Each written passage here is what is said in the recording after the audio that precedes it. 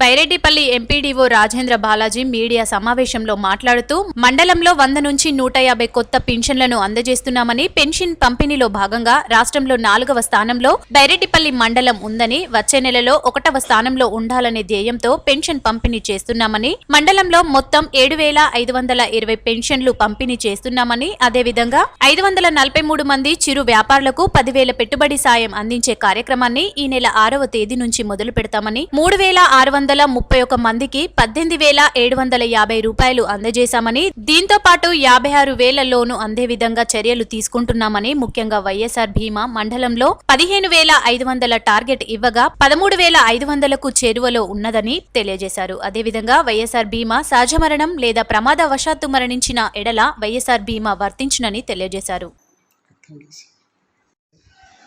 Sir, ఇప్పుడు సచివాలయం వ్యవస్థ ఏర్పడింది, 1 సంవత్సరం అవుతుంది. ఇది వరకు ఎలాంటి సర్వీసులు అందిస్తున్నారు సార్?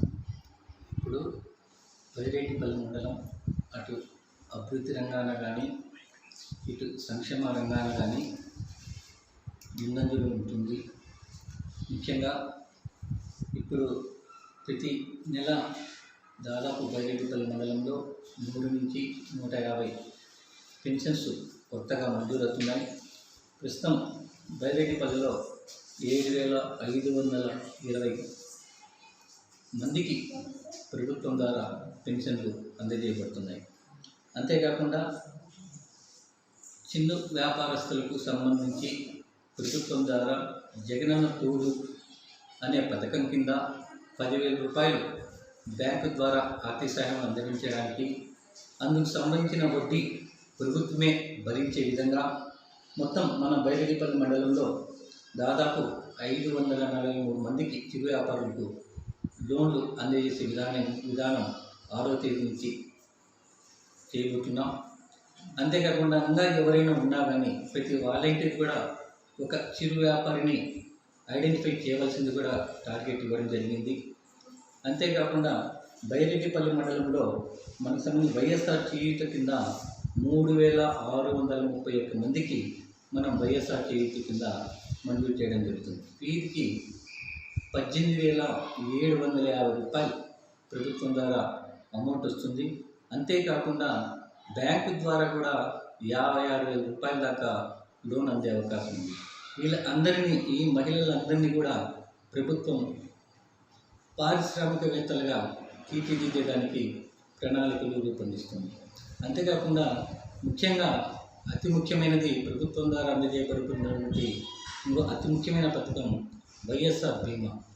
ఇందులో మనకు 15,500 మందిని టార్గెట్ ఇవ్వగా ఇప్పుడు ప్రస్తుతం 13,500 మందిని మనం టార్గెట్ రీచ్ అయినాం. సో వీళ్ళకందరికీ సహజ మరణం జరిగినా కానీ లేక యాక్సిడెంటల్ మరణం జరిగినా కానీ ప్రభుత్వం ద్వారా వీరికి ఆర్థిక సహాయం అందే పరిస్థితి ఉంది.